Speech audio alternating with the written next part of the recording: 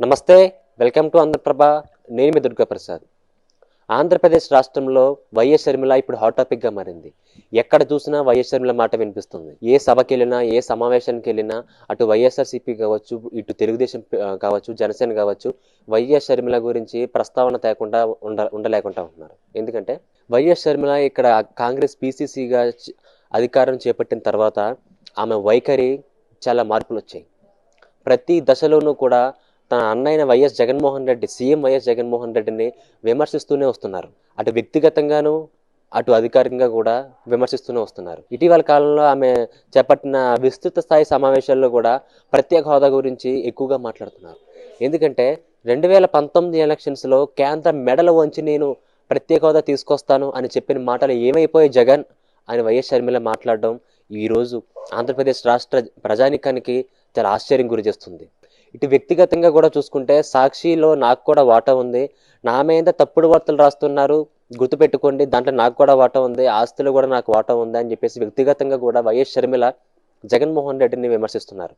అధికారంగా కూడా 2019 నుంచి ఈ 4 నెలల పాలనలో ఏం పాలన చేశారు? ప్రత్యేక హోదా తీసుకొచ్చారా? లేకపోతే మీరు నిరుద్యోగంలో ఉన్నారా? అదేవిధంగా ఇప్పుడు మీ మార్క్ ఎక్కడుంది అని ప్రత్యేక దూషణలు చేస్తూనే ఉన్నారు.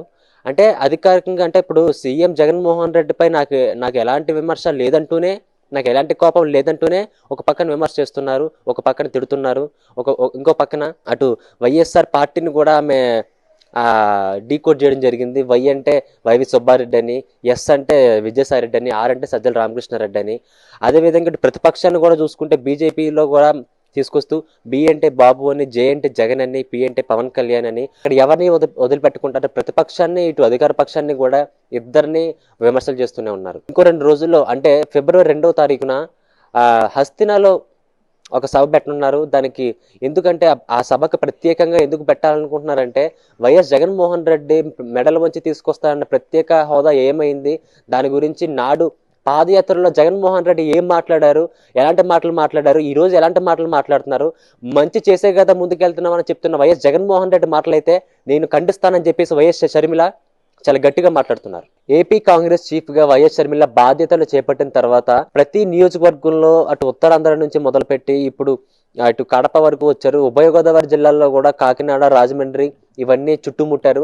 అంటే విస్తృత స్థాయి సమావేశాలు పెట్టారు కాంగ్రెస్ నాయకుల్లో. అలాగే ఇప్పుడు మాజీ మంత్రి పల్లం రాజు, గిడుగు రుద్రరాజు, శంకర్ పద్మశ్రీ, దీంతో పాటు వైఎస్ షర్మిల వివేకానంద రెడ్డి కూతురైన సునీత రెడ్డిని కూడా తీసుకెళ్లి మొన్న ఆ ఇడుపులపాయలో వైఎస్ఆర్ ఘాట్ వద్ద నివాళులర్పించడం జరిగింది. కుటుంబంలో వాళ్ళని కూడా తీసుకొచ్చి ఆ రాజకీయాలకు దగ్గర చేసే యోచనలో అయితే వైఎస్ షర్మిల ఉన్నారు. అయితే అటు వైఎస్ జగన్మోహన్ రెడ్డిని అయితే తీవ్రంగా విమర్శిస్తున్నారు. ఎంత మనం చూస్తున్నాం.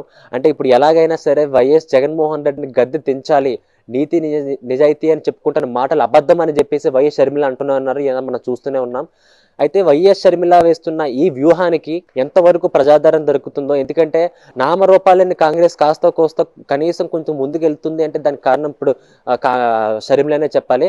అయితే ఇది ఎంతవరకు ప్రభావం చూపుతుంది ఎలక్షన్స్ లో అనేది ఇంకా వేచి చూడాల్సి ఉంది. మరింత సమాచారం కోసం మళ్ళీ కలుద్దాం. అప్పటి వరకు చూస్తూనే ఉండండి ఆంధ్రప్రభ. కెమెరామెన్ హరితో దుర్గాప్రసాద్, విజయవాడ నుంచి.